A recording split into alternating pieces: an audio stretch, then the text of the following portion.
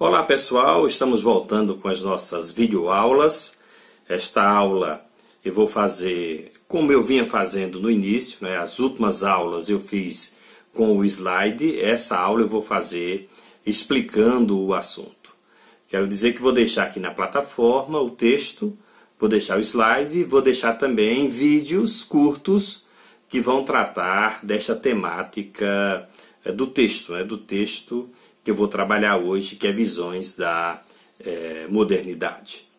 Eu lembro para vocês que eu dividi a disciplina em 3 blocos. O primeiro bloco é o bloco da filosofia clássica, desde os pré-socráticos até, não é, basicamente a filosofia existencialista, com Nietzsche, Kierkegaard, não é, e o próprio Schopenhauer, até, não é, fecharmos, digamos assim, esse bloco mais clássico ou bloco pilar dos pensamentos filosóficos do Ocidente. Segunda parte do texto, ou da disciplina, não do texto, da disciplina, eu encerrei na aula passada, eu coloquei 2 textos para que a gente discutisse a temática ética. O primeiro texto, um texto mais complexo, nós tratamos da ética de forma cronológica, falamos da ética antiga, da ética moderna e da ética contemporânea. Esse terceiro bloco da disciplina, nós vamos tratar da modernidade e da pós-modernidade. É um tema bastante atual, nós vamos não ser tão densos, mesmo porque não temos tanto tempo para fazer essa discussão sobre a modernidade e sobre a pós-modernidade.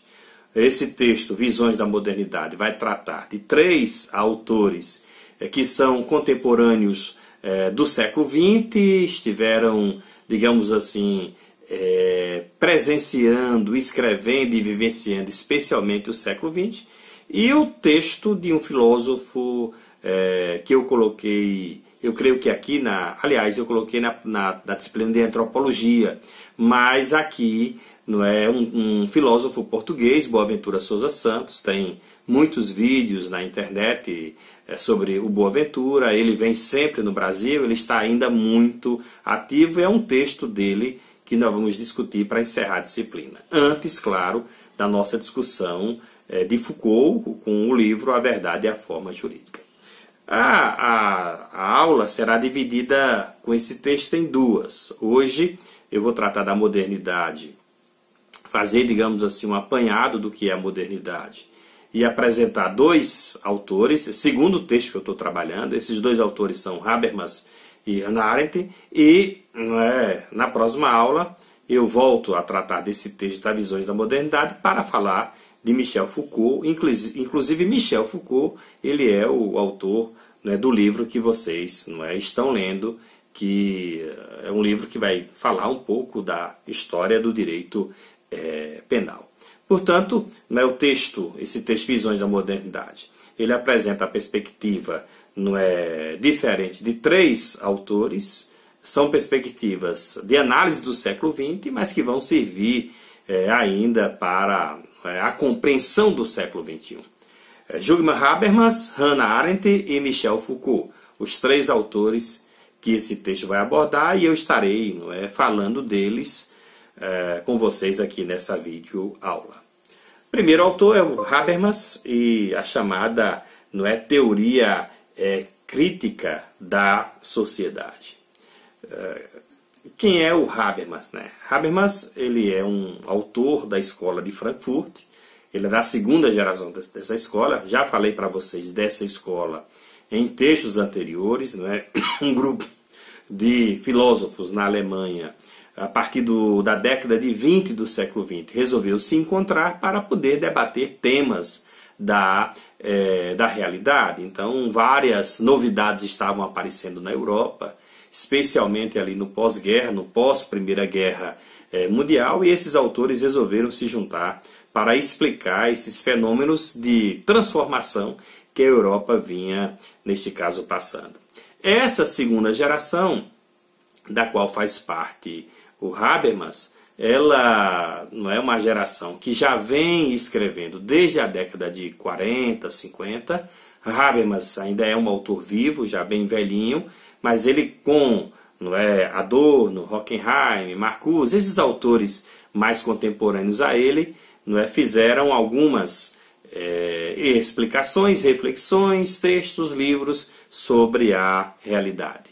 Eles fizeram parte do chamado Instituto de Pesquisa Social, com a grande preocupação de elaborar uma teoria crítica da sociedade, especialmente uma sociedade que passava por grandes modificações. Nós temos que lembrar, não é, que nós vamos ter o rádio, depois nós vamos ter a televisão, depois nós vamos ter, não é, a internet, essas redes de comunicação para a massa, especialmente vão influenciar ou vão ser elementos importantes de análise dos autores dessa escola de Frankfurt. E aí, claro, nós vamos nos deparar aqui com Habermas. Sobre a modernidade, antes de entrar, não é, claramente, não é, neste autor, é preciso lembrar que a modernidade é uma proposta que começou a ser construída a partir do Renascimento. Então, todas essas ideias que surgiram, não é, a partir, não é, do cartesianismo, e aí vem a própria escola empirista, a escola idealista, não é, o positivismo, a grande filosofia iluminista, ela foi formulando uma ideia de sociedade e apostando num futuro, como nós vimos nas aulas passadas, um futuro calcado especialmente na sociedade do trabalho, no acúmulo, na propriedade privada, na representatividade da sociedade, a partir dos processos de sufrágio universal. Daí veio, por exemplo, não é, os partidos, as eleições, a divisão dos poderes. Então a modernidade, digamos que é uma temporalidade, não é, que ela foi sendo construída. E tem pilares sobre essa, não é, modernidade para que ela fosse sendo, não é, de certa forma, implementada na sociedade ocidental, especialmente, e que tivesse reverberação, ou seja, que tivesse, não é, um legado, ou pudesse ser exportado esse modelo de sociedade para as chamadas sociedades periféricas, os países periféricos, no caso, o nosso, não é, Brasil. Então, a ideia de sociedade diferenciada, que é a sociedade pós-Idade Média, é essa sociedade da modernidade. E que, a partir da década de 70, ela veio, esses pilares, eles começaram a ser questionados e começaram a ser enfraquecidos, dando vez a uma outra lógica de sociedade, a uma outra perspectiva de presente, especialmente de futuro. Por isso que, né, o próximo texto vai tratar dos sinais desta sociedade diferenciada, ou dessa sociedade que rompe com o passado recente, que é, né, o chamado passado moderno ou passado da modernidade. Então, a modernidade basicamente é isso, é uma temporalidade, como a pós-modernidade também é essa temporalidade, não é, recente. Voltemos aqui a Habermas, né, esse parênteses ele é importante para que a gente entenda a modernidade e entenda também como esses autores viram a modernidade no século XX. Né, especialmente o último autor, que nós vamos tratar na próxima videoaula, que é o Michel Foucault, que já começou a perceber os sinais de desgastes dessa própria temporalidade, e ele já, de certa forma, se incluía, não é, nesta sociedade, não é, já nova, nessa sociedade modificada. Qual a pretensão de Habermas? Veja, esse grupo ligado à teoria crítica da sociedade é um grupo que fazia bastante leituras e se inspirava em teorias ali do século XIX. Então nós tínhamos como um grande pilar o próprio Hegel e a sua fenomenologia do espírito, e o Karl Marx com o seu materialismo dialético, materialismo histórico. O Habermas se enquadra nesse grupo de marxistas e de marxistas que vão olhar para a sua realidade tentando dar uma interpretação, digamos assim, atualizada desta realidade, já que muitos elementos da sociedade, especialmente no pós-Segunda Guerra Mundial, eles eram muito diferentes da realidade em que Marx, por exemplo, olhou, observou e escreveu. Então, a perspectiva ou a pretensão de Habermas é, como diz o próprio autor, revitalizar os estudos marxistas atualizando, não é, estas discussões para a época em que ele estava, não é, vivendo. E ele vai traçar essa discussão a partir de um tema muito importante e muito caro para a modernidade. Nós vimos muito isso aqui na aula de filosofia, que é o tema da racionalidade. Então, um dos tópicos aí do slide, a modernidade e a racionalidade. Então, o objetivo central da obra de Habermas consiste em caracterizar as sociedades contemporâneas como as sociedades regidas pela razão, ou como o próprio texto diz, né, as sociedades racionalizadas.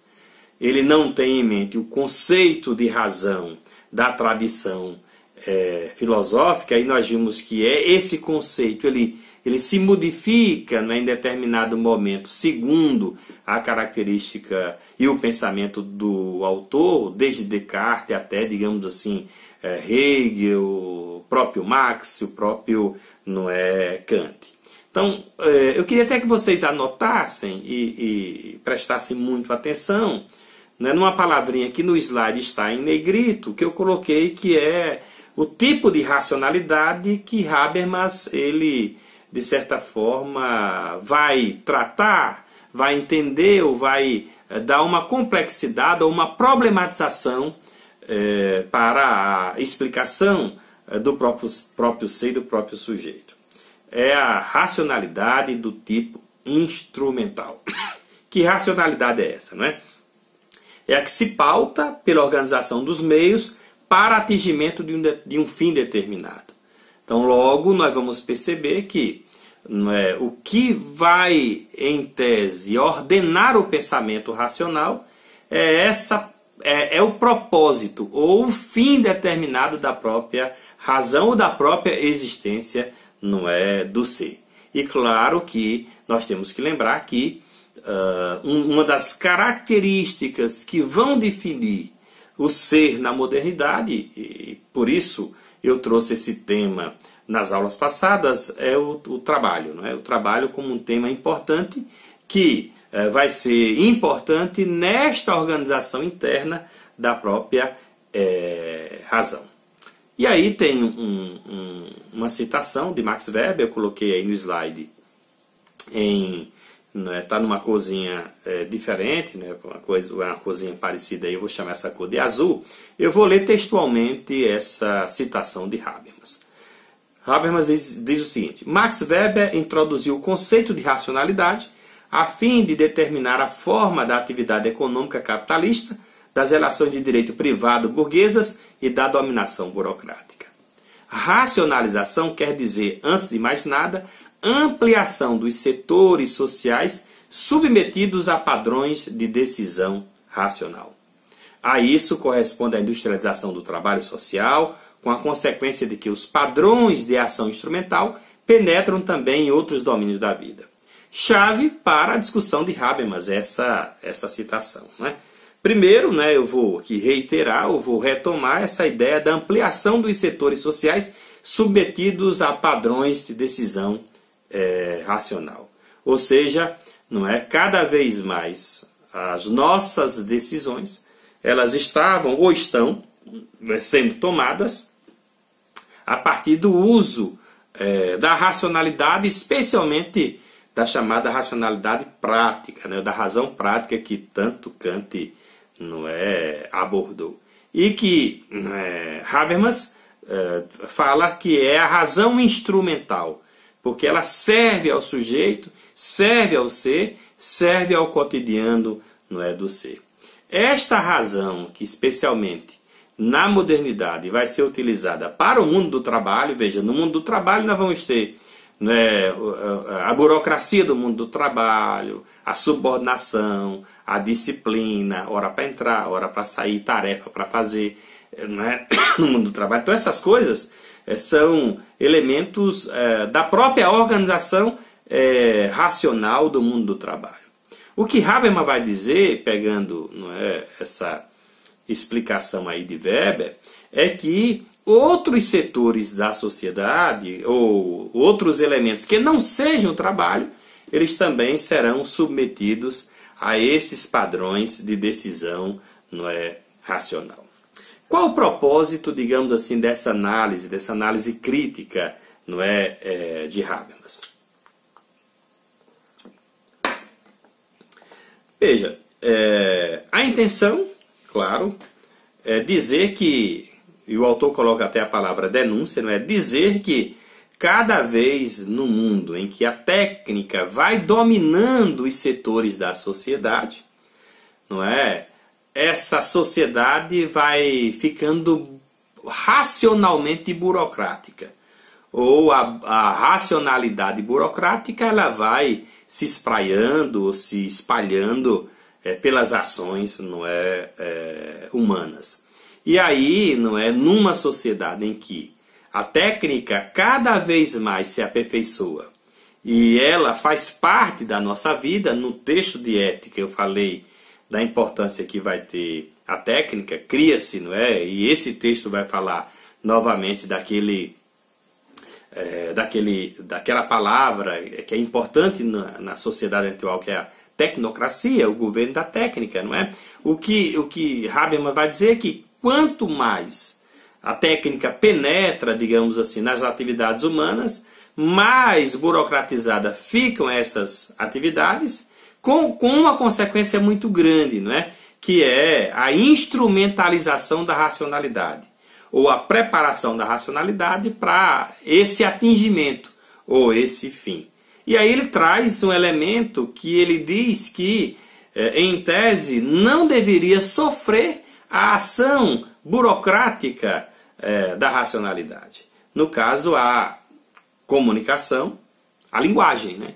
A linguagem e a comunicação, a possibilidade de nós nos comunicarmos.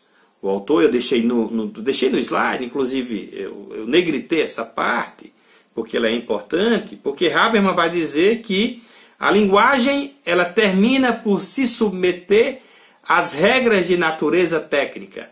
E claro, não é, a linguagem vai perdendo a sua autonomia. Veja que como nós tivemos que mudar a nossa linguagem em função dos instrumentos da técnica, quando a pandemia nos pegou de calça curta e nos fez, por exemplo, fazer esse tipo de aula, não é?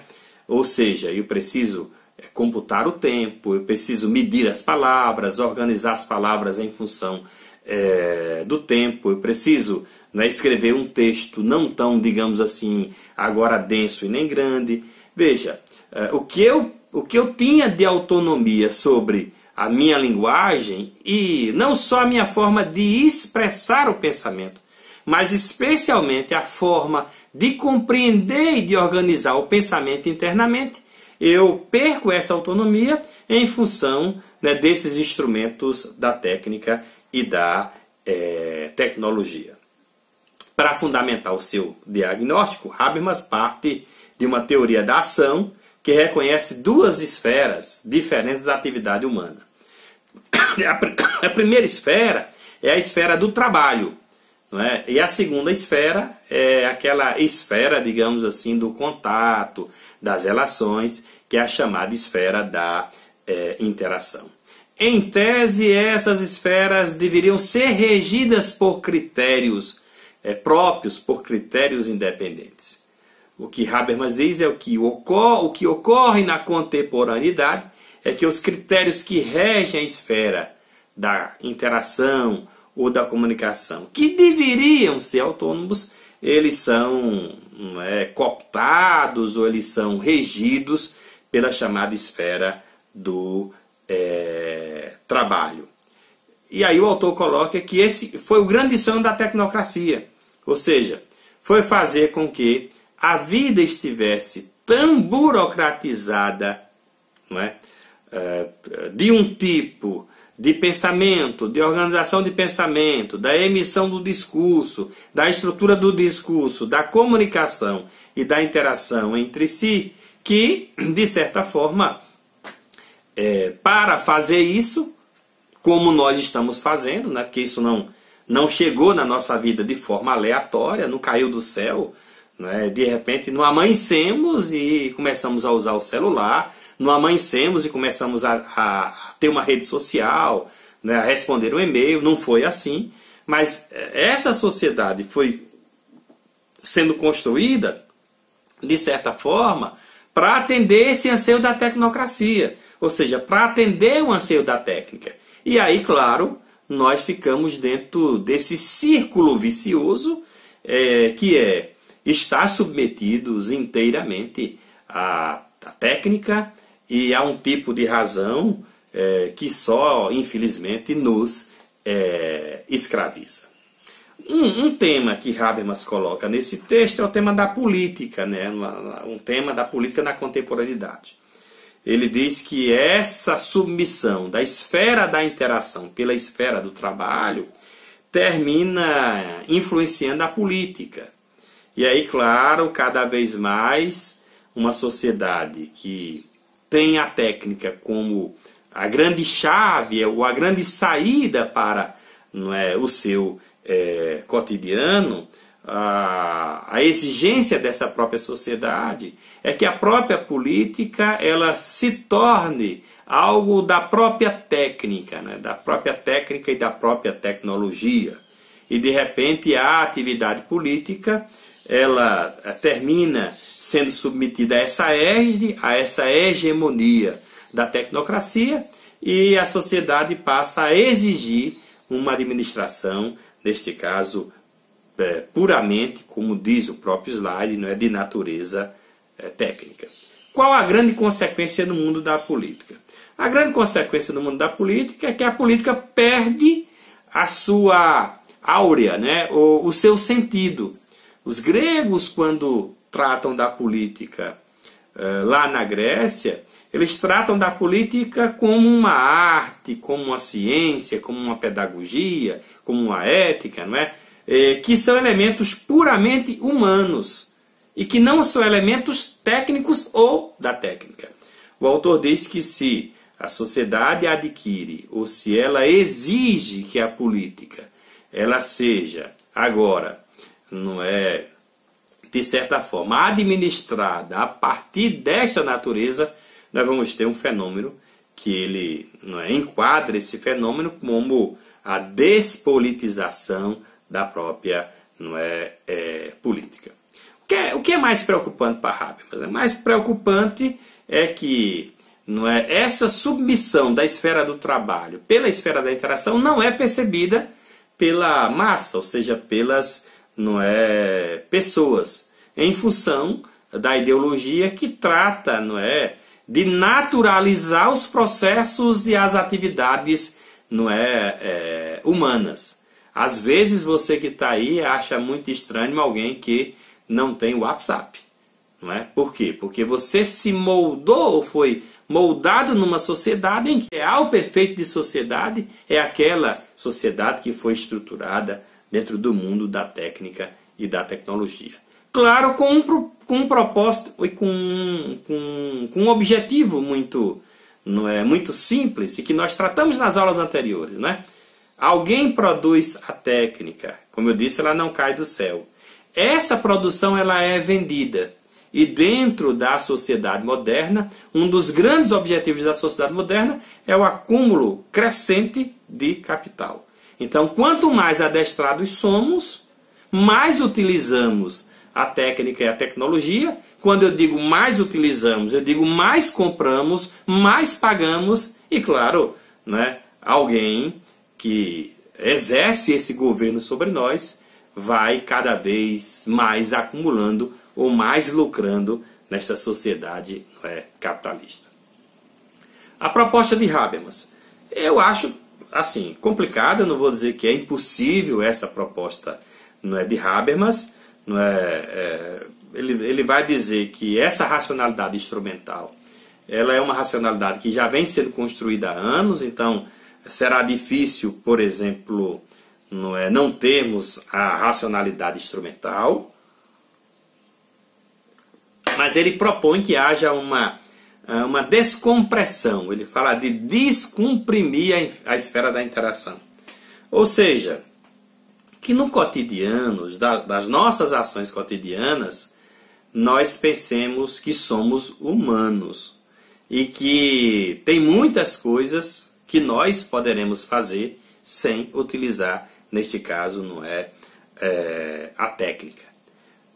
É como se a gente dissesse cada um no seu quadrado. A esfera do trabalho com a sua burocratização, com o seu tempo determinado, e a esfera do trabalho sem estar burocratizado, sem estar, digamos assim, não é, controlado por esse mundo exterior, não é, de fora de casa, digamos assim, que tem controlado cada vez mais o nosso cotidiano. Tá aí o nosso celular, que tem um cronômetro que faz com que a gente acorde, né? Tem a hora de acordar, o celular nos avisa. Tem as agendas aí do celular que nós colocamos, os lembretes, né? Tem o trabalho agora remoto que a gente faz de casa, não é? Tem a mania da gente organizar a nossa agenda do cotidiano, né? Tal hora eu vou sair com fulano, tal hora eu vou almoçar não sei aonde. Até a mania que a gente tem, as pessoas que têm filhos, de colocar as tarefas dos filhos pregado lá na geladeira, né? Tal hora fazer isso, tal hora fazer aquilo. Isso é a burocracia do mundo do trabalho, que ela foi sendo implantada no mundo do cotidiano. E aí estamos todos burocratizados, sem tempo, inclusive, de experimentarmos a beleza da vida e a beleza do humano. Então, a proposta de Habermas, para encerrar aí essa discussão sobre ele, é que haja essa descompressão. Se nós vamos fazer isso aí, não é? Eu não sei, mas fica lançado o desafio aí, né, de Habermas. Próxima autora, né, para a gente concluir essa aula de hoje, é Hannah Arendt, né? Hannah Arendt é a compreensão do nosso tempo, e ela é muito, mas muito atual, porque ela tem discutido.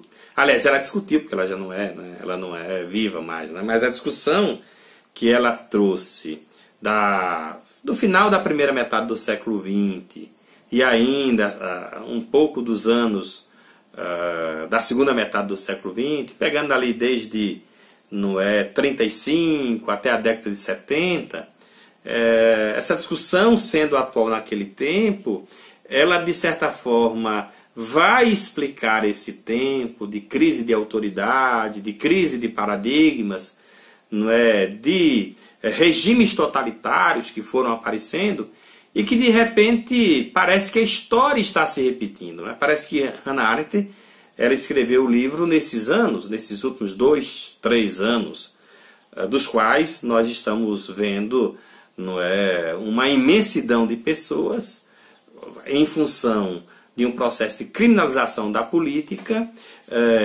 dessas pessoas, elas infelizmente estarem aí fazendo opções por regimes que não nos servem, não servem à sociedade e nem servem a essas pessoas, né? Infelizmente, elas não conseguem compreender, né, que regime ditatorial não serve. Então é essa discussão que Hannah Arendt vai trazer nesse texto. 3 elementos dessa discussão, né, ou da discussão de Hannah Arendt, né? O primeiro refere-se ao diagnóstico da contemporaneidade, e esse diagnóstico vai apontar para uma ruptura na história do Ocidente.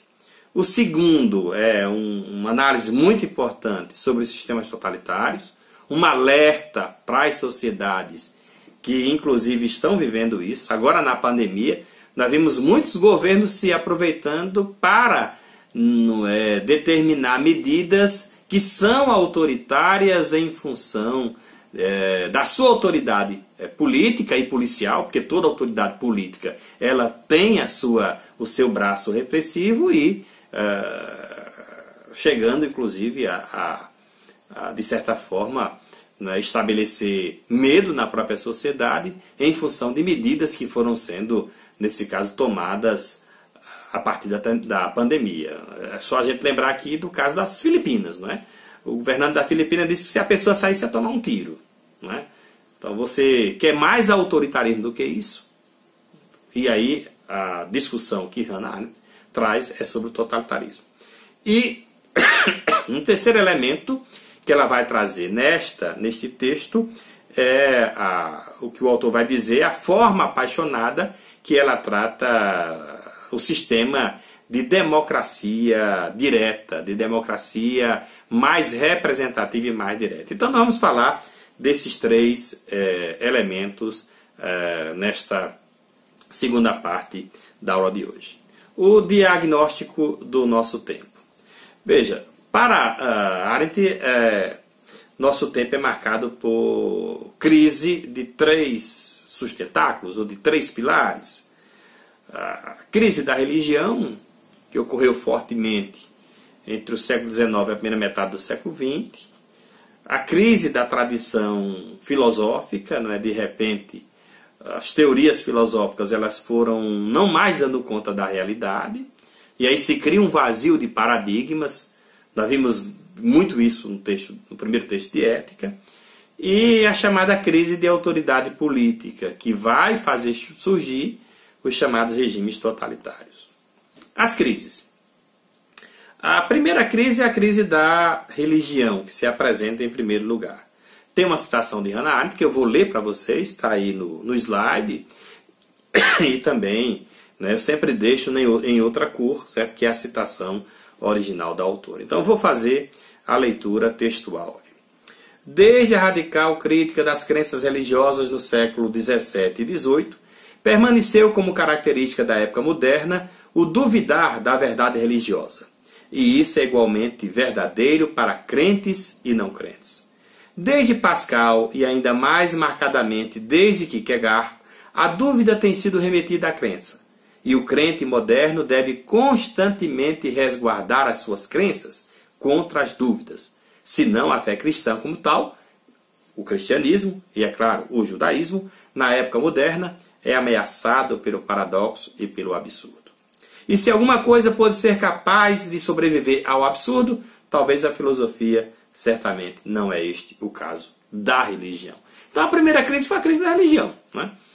Claro que a sociedade que abraça, né, o positivismo, ela tenta cada vez mais se afastar das teorias religiosas ou das compreensões e filosofias religiosas que marcaram muito a construção da própria sociedade moderna. Nós não podemos esquecer, por exemplo, que o protestantismo na Europa foi importante para, né, esses novos pilares da sociedade que estava sendo construída. Só que com o positivismo, a partir do século XVIII, especialmente do século XIX, essas teorias elas vão sendo questionadas, as teorias religiosas, né, em função de novas teorias. É só você pensar, por exemplo, o embate entre evolucionismo e criacionismo. Como diz a própria autora, aqui, né, a própria Hannah Arendt, né, o crente moderno deve deve constantemente resguardar suas crenças contra, né, as dúvidas. Porque as coisas da religião, ou as explicações da religião, foram sendo colocadas em dúvidas, e novas teorias, não é, que são teorias que não estão dentro da religião, elas foram, digamos assim, se ampliando. Então a primeira crise é a crise da, não é, religião. Segunda crise é a crise da tradição filosófica. Não é? A autora, ela diz que tem três grandes filósofos que são, digamos assim, responsáveis por essa crise.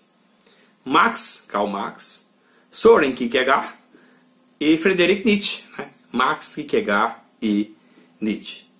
Ela diz que esses autores, eles, não é, começaram a produzir um pensamento fora da caixa, ou seja, fora daquele eixo de compreensão e explicação da sociedade, não é, moderna, ou da sociedade que vinha sendo construída desde a filosofia grega, ou desde o tempo dos clássicos, né, gregos e romanos.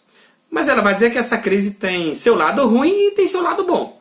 Né? Ela vai dizer que tem o lado ruim, que é o choque, é o baque, ou como vai ser colocado numa palavra, é a desorientação. Mas tem o lado bom.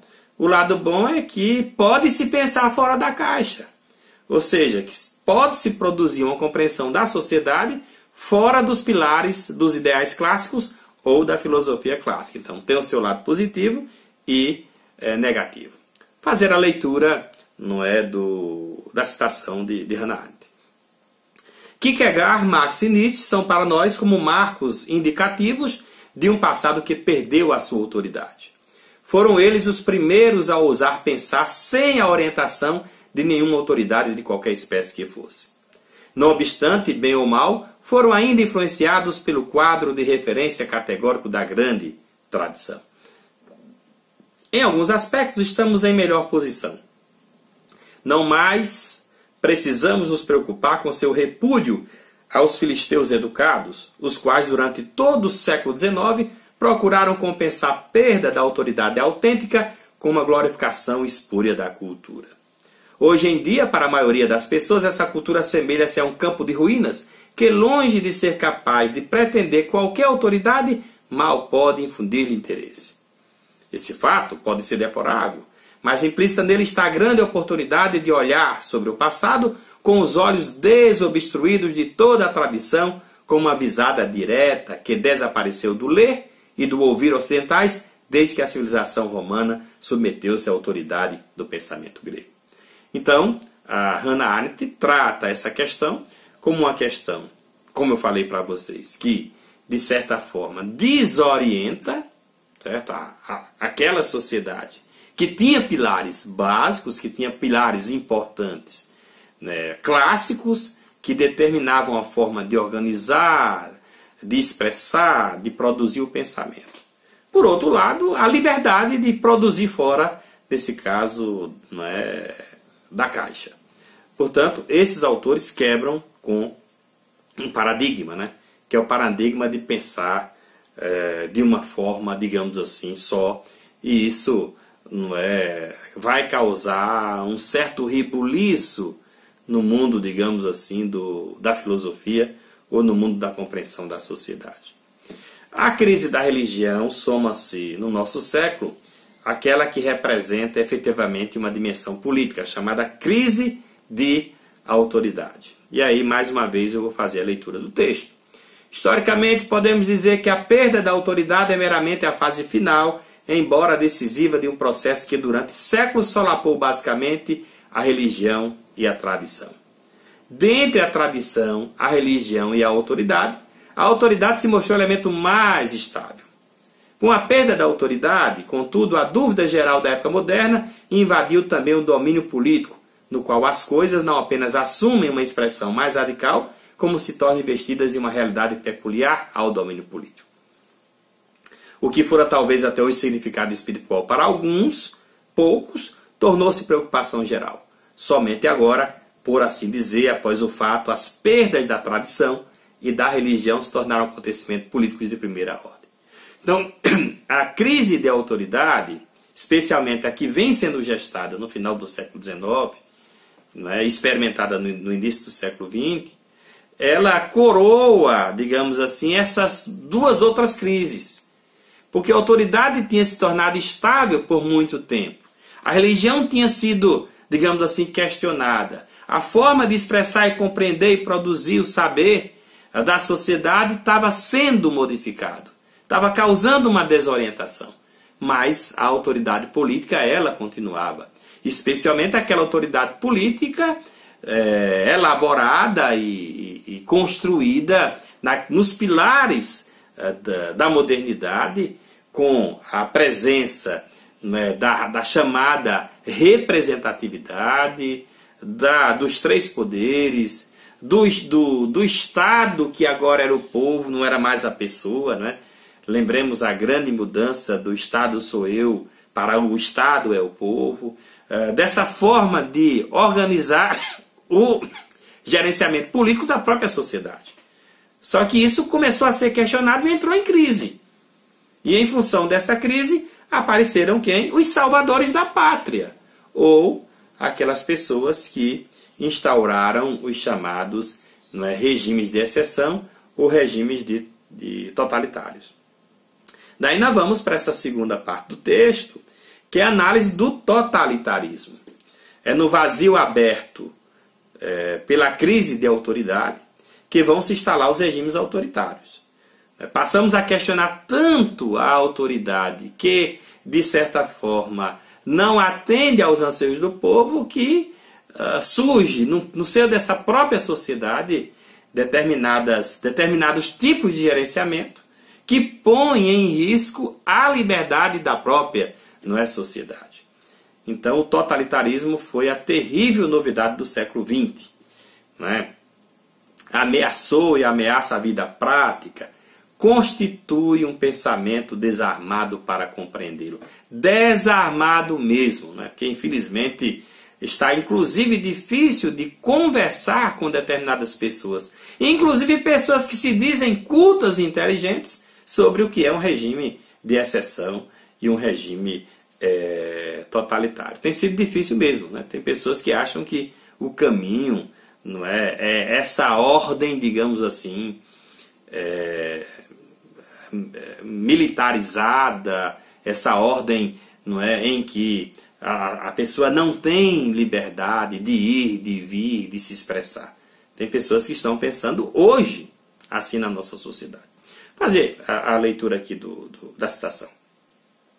Sempre que galgou o poder, o totalitarismo criou instituições politicamente inteiramente novas e destruiu todas as tradições sociais, legais e políticas do país, independente da tradição especificamente nacional ou da fonte espiritual particular de sua ideologia.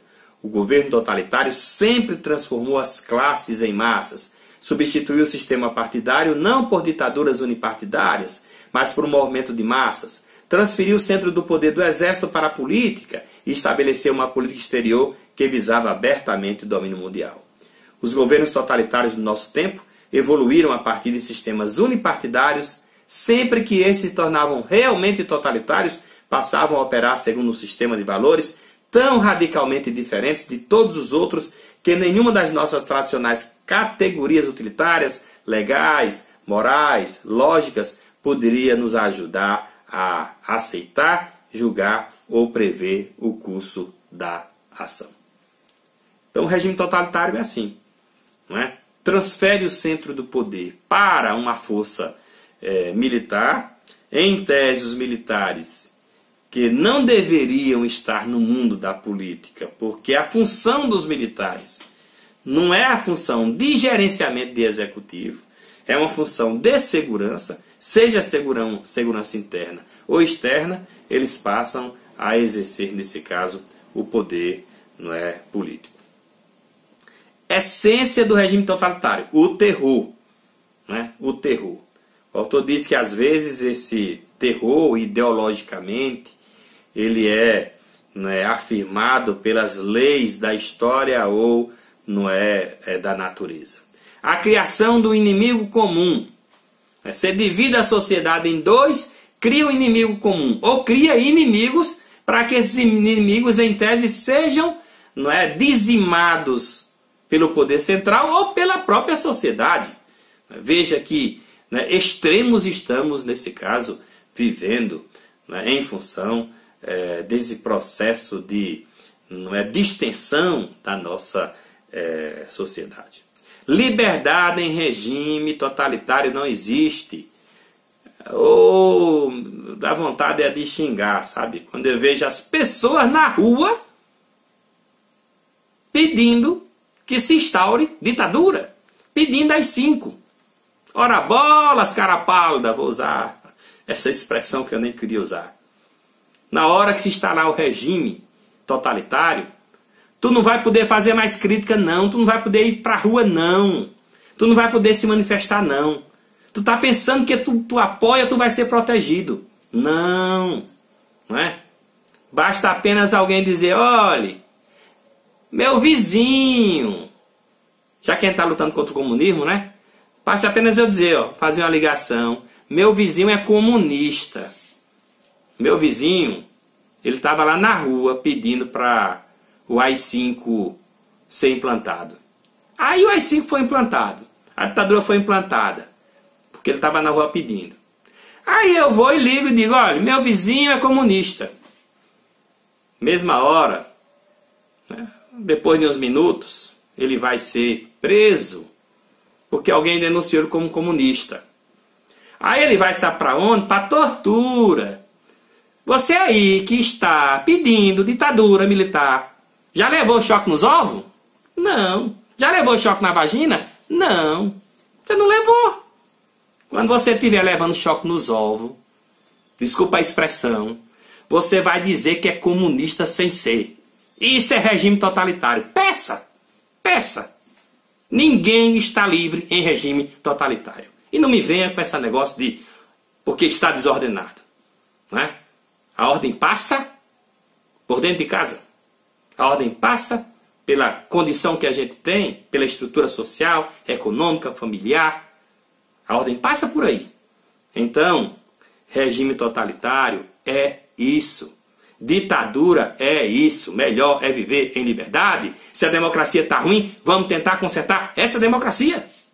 Mas não podemos exigir e pedir regime, né, totalitário. Então, continuando aí, autor, desculpe a minha exaltação, é porque eu sou historiador, né, eu tive acesso a arquivos da ditadura.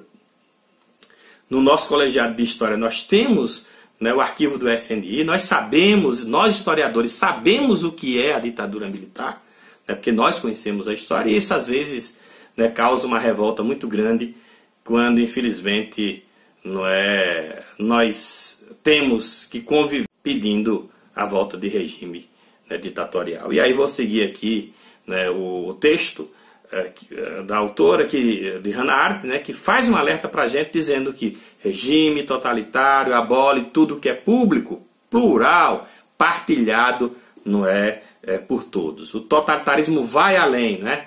Ele se funda na experiência da solidão, porque como a sociedade fica dividida em duas, você não sabe quem é seu inimigo. Imagine você ter que encontrar alguém para paquerar.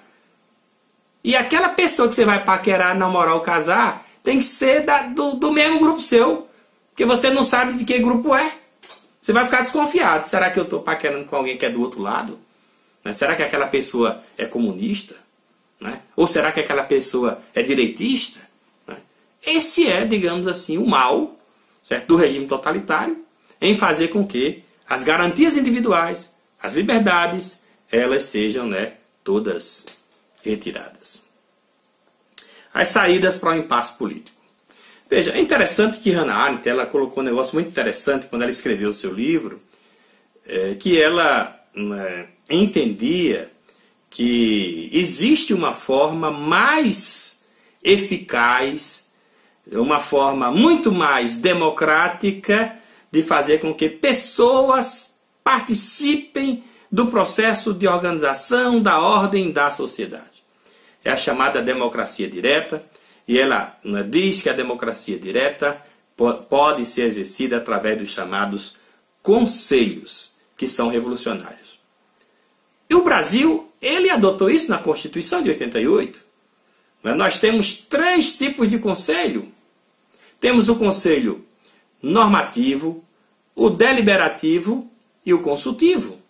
Ora, se você tem conselho deliberativo, se você tem conselho normativo, é sinal de que não só vereadores, deputados e senadores fazem leis. O povo também pode fazer leis aqui no Brasil. Pode ordenar, pode organizar. Daí a importância desses conselhos. As instituições têm conselhos. A sociedade tem conselhos. O que é que falta? Falta a gente perceber que existe uma estrutura de participação efetiva da sociedade. Quando a gente perceber isso, e que a gente, claro, se apropriar desses instrumentos, nós vamos fazer com que a sociedade reflita os nossos anseios ou as nossas necessidades. O slide, ele diz o seguinte, né? Desde as evoluções do século XVIII, todo grande levante desenvolveu realmente os rudimentos de uma forma completamente nova de governo que surgiu independentemente de todas as teorias revolucionárias precedentes, diretamente fora do curso da revolução em si, isto é, fora do desejo resultante dos atores em participar do ulterior desenvolvimento dos assuntos públicos. Essa nova forma de conselho, essa nova forma de governo é o sistema de conselhos. Os conselhos dizem: queremos participar, queremos debater, queremos que nossas vozes sejam ouvidas em público e queremos ter uma possibilidade de determinar o curso político de nosso país. Já que o país é grande demais para que todos nós nos unamos a fim de determinar nosso destino, precisamos de um certo número de espaços públicos dentro deles. As cabines em que depositamos as cédulas são sem sombra de dúvida muito pequenas, pois só tem lugar para um. Os partidos são completamente impróprios. Lá somos quase todos nós nada mais do que um eleitorado manipulado. Mas se apenas 10 de nós estivermos sentados em volta de uma mesa, cada um expressando a sua opinião, cada um ouvindo a opinião dos outros, então uma formação racional de opinião pode ter lugar através da troca de opiniões. Portanto, não é a forma de conselhos, ela pode contribuir largamente com esse processo de maior participação da sociedade nas decisões. Né? Aqui mesmo na instituição tem conselho de pesquisa, né? Tem um conselho acadêmico, ou seja, não é? As decisões precisam ser tomadas com a participação desses conselhos. Sociedade tem conselho do idoso, tem conselho de saúde, tem conselho de educação, né? Tem conselho da criança e do adolescente. Ou seja, nós instituímos, infelizmente, pouca gente é capacitada para participar desses conselhos. E nos municípios pequenos, o que acontece? Os prefeitos colocam seus eleitores para serem conselheiros. Daí o conselho termina não sendo um conselho efetivamente consultivo, ou um conselho efetivamente deliberativo, infelizmente. Não é? Porque, às vezes, os conselhos estão permeados de pessoas que são ligadas à estrutura de poder. No Brasil, a lógica do conselho é que ele seja paritário, né? Se é composto por 10 pessoas, 5 é governo, 5 é sociedade civil, né? Via de regra, a presidência do conselho deve ser da sociedade civil, já que o governo é governo e exerce o seu poder, não é como governo. Porém, não é como eu disse para vocês, 88 já tem um tempo, não é? Já tem um tempo que essa forma de democracia direta foi instaurada, mas infelizmente nós não nos apropriamos. Espero que a gente ainda possa, neste caso, né, fortalecendo essa democracia que está tão aí abalada, infelizmente, a gente possa fazer com que haja uma maior participação da sociedade nos conselhos. Portanto, nossa primeira aula desse texto Visões da Modernidade se resume à explicação de Habermas e de Hannah Arendt, e na próxima aula eu volto para a gente tratar aqui de Michel Foucault.